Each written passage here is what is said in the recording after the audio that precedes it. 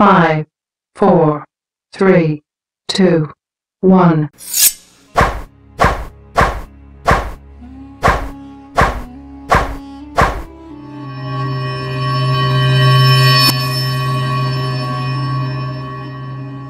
창세기 15장에 보면 하나님께서는 아브라함과 언약을 맺으실 때에 하나님께서 쪼갠 고기 사이로 하나님이 홀로 지나가셨습니다. 이것을 가리켜 헷불 언약이라고 부르지요. 이 헷불 언약은 하나님께서 자신의 생명을 담보로 해서 이 언약을 반드시 지켜내시겠다는 하나님의 뜻입니다. 그래서 출애굽을 눈앞에 둔 이스라엘 백성들은 유월절 어린 양의 죽음으로 이스라엘 백성들이 살아났습니다. 이것이 신약에 와서는 예수 그리스도의 십자가 사건이지요. 예수님께서 십자가에서 죽으심으로 우리가 살아난 것입니다. 에베소서 2장 1절에 보면 그는 허물과 죄로 죽었던 너희를 살리셨도다. 이처럼 우리가 살고 있는 것은 하나님의 희생이 담겨져 있다는 것을 되새기며 이번 광야 노정의 영상을 감상할 수 있기를 축복합니다.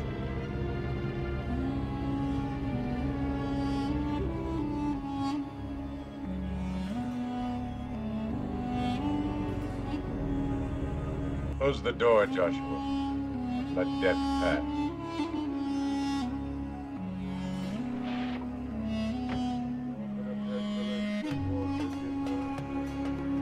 Will it pass, Moses? Will it pass? That is God's promise, Elishama.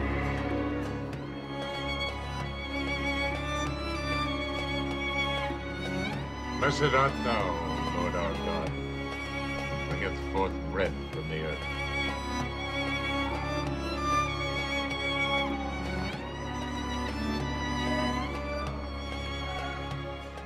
I don't eat unleavened bread and bitter herbs, my uncle. The herbs remind us of the bitterness of our captivity, Eliezer. This is the bread of haste. And you will remember this night, generation to generation, forever.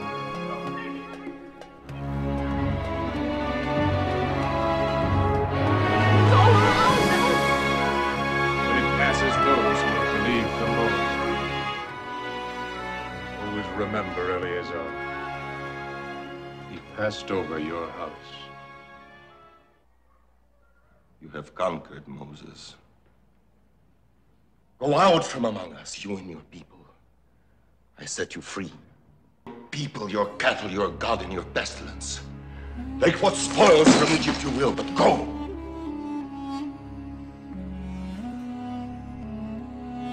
이스라엘 백성들이 애굽에서 가나안 땅으로 가기 위해서는 세 가지 길이 있었습니다. 블레셋으로 가는 길, 수르로 가는 길, 세일산으로 가는 길입니다. 이 세 가지 길의 출발점은 그 당시 애굽의 수도 온입니다.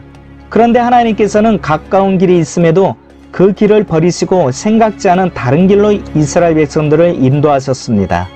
가나안 땅에 가기 위해서 블레셋으로 가는 길이 있는데 지중해 해변길을 따라 가는 길입니다. 그러나 하나님은 그 길로 인도하지 않으셨습니다. 두 번째 길은 출애굽한 후 첫 번째 진을 친 숫곳에서 수르 광야를 지나면 가데스 바네아로 연결되는 길이었습니다. 하나님은 이번에도 역시 이 수르로 가는 길을 허락하시지 않았습니다. 그리고 에담에서 이스라엘 백성들이 아래쪽으로 내려왔습니다. 그들은 세일산으로 가는 길을 만났을 때 이제 이 길로 가겠구나 이렇게 생각을 했겠지만 하나님께서는 세일산으로 가는 길의 방향을 바꿔 이스라엘 백성을 믹돌 앞으로 옮기셨던 것입니다. 자, 그러면 왜 하나님께서는 가깝고 빠른 길을 버리고 홍해 쪽으로 인도하셨을까요? 출애굽기 13장 17절에 보면 블레셋 땅으로 가는 길에서 이스라엘 백성이 전쟁을 보면 누이쳐 애굽으로 돌아갈까 우려하셨기 때문에 블레셋 땅으로 가는 길을 막으셨던 것입니다. 그리고 하나님께서는 홍해의 기적을 보여주시기 위해서 홍해 쪽으로 인도하셨습니다. 뿐만 아니라 애국 군대를 수장시키기 위해서 홍해 쪽으로 인도하셨습니다. 그리고 시내산으로 인도하시기 위해서입니다. 홍해를 건너서 광야로 내려가는 길은 시내산으로 연결되는 길입니다. 일찍이 하나님께서는 모세를 이스라엘의 지도자로 부르실 때에 이렇게 약속하셨거든요. 출애굽기 3장 12절에 보면 하나님이 이르시되 내가 반드시 너와 함께 있으리라. 내가 그 백성을 애굽에서 인도하여 낸 후에 너희가 이 산에서 하나님을 섬기리니 이것이 내가 너를 보낸 증거니라. 하나님께서는 이 약속을 이루시기 위해서 홍해를 건너 이스라엘 백성들이 시내산으로 내려오도록 인도하셨던 것입니다. 모세가 하나님 앞에 올라가니 여호와께서 산에서 그를 불러 말씀하시되 너는 이같이 야곱의 집에 말하고 이스라엘 자손들에게 말하라. 내가 애굽 사람에게 어떻게 행하였음과 내가 어떻게 독수리 날개로 너희를 업어 내게로 인도하였음을 너희가 보았느니라. 마치 독수리가 자기의 보금자리를 어지럽게 하며 자기의 새끼 위에 너풀거리며 그의 날개를 펴서 새끼를 받으며 그의 날개 위에 그것을 엎는 것 같이 여호와께서 홀로 그를 인도하셨고 그와 함께한 다른 신이 없었도다. 요한복음 1장 14절에 말씀이 육신이 되어 우리 가운데 거하심에 라는 말씀에서 예수님께서 성육신 하신 것을 거하심에 라는 단어로 표현하고 있습니다. 여기 거하심에는 헬라어 스케노어로 이것은 천막을 치다, 장막을 치다, 천막에 살다, 거주하다 라는 뜻입니다. 여기서 천막은 예수님을 가리키는 것입니다.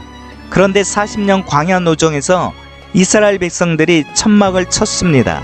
민수기 33장에 보면 광야 노정마다 곳곳에 진을 치고 라는 말씀이 나오는데요. 진을 치다의 히브리어의 뜻은 장막을 치다, 거하다입니다.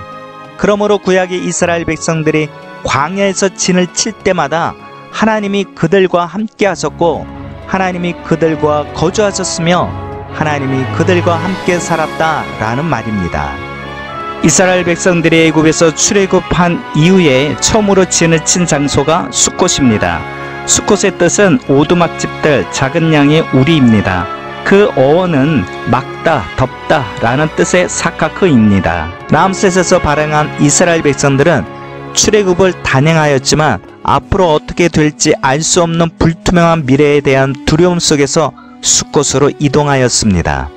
그런데 하나님께서 이스라엘 백성을 위해 숫곳으로 인도하시는 모습을 보십시오. 미래에 대한 불투명하고 두려움에 쌓인 백성들을 마치 양의 우리에 들어간 것처럼 안전하게 보호해 주셨습니다. 이처럼 오늘날도 거하시메의 헬라어 스케노, 즉 예수님 안에서 그분과 함께 살면 절대적인 보호를 받을 수 있습니다. 주님은 우리와 함께 하시기를 원하시고 함께 살기를 누구보다도 간절히 원하시고 계십니다. 자, 아쉬운 쪽은 분명 우리지 않습니까? 그런데 오히려 주님께서 우리에게 같이 살자고, 함께 살자고 더 간절히 원하시고 계십니다. 이스라엘 백성들은 숫곳에서 무교병을 먹었습니다. 이 무교병은 누룩이 섞이지 않은 떡으로 시간에 쫓겨 긴급한 상황에서 급히 만들어 먹은 떡입니다. 누룩을 넣은 유교병은 누룩이 반죽을 발효시켜 부풀게 하므로 먹기 좋고 부드러운 떡이 되지만 이 무교병은 딱딱하여 먹기 힘들고 아무 맛도 없으며 소화하기 어렵답니다. 예수님께서는 바리새인과 사두개인들의 누룩을 주의하라고 말씀하시면서 바리새인과 사두개인들의 교훈과 의식이 누룩인 것을 깨우쳐 주셨지요. 그러므로 누룩 없는 떡, 무교병은 사람의 교훈이나 유전으로 오염되지 않은 순수한 하나님의 말씀과 그 말씀을 받은 성도의 신앙의 지조를 상징합니다. 해방신학이라든지 민중신학이라든지 번영신학이라든지 성공신학이라든지 자유주의 신학이라든지 기복주의 신앙 등 인본주의에서 나온 먹음직스럽고 부드러운 말씀은 누룩이 들어간 사람의 교훈과 유전으로 오염된 말씀입니다. 또한 숫곳에서 무교병을 먹이신 것은 애굽에서 겪은 고난의 삶을 기억하여 다시는 노예로 살지 않고 하나님의 거룩한 백성으로 살아가야 할 것을 상기시켜 주기 위함입니다. 신명기 16장 3절에 보면 유교병을 그것과 함께 먹지 말고 이레 동안은 무교병 곧 고난의 떡을 그것과 함께 먹으라. 이는 내가 애굽 땅에서 급히 나왔음이니 이같이 행하여 내 평생에 항상 내가 애굽 땅에서 나온 날을 기억할 것이니라. 오늘날도 그렇습니다. 예수님의 십자가로 구원받은 하나님의 백성들이 누룩이 들어가지 않은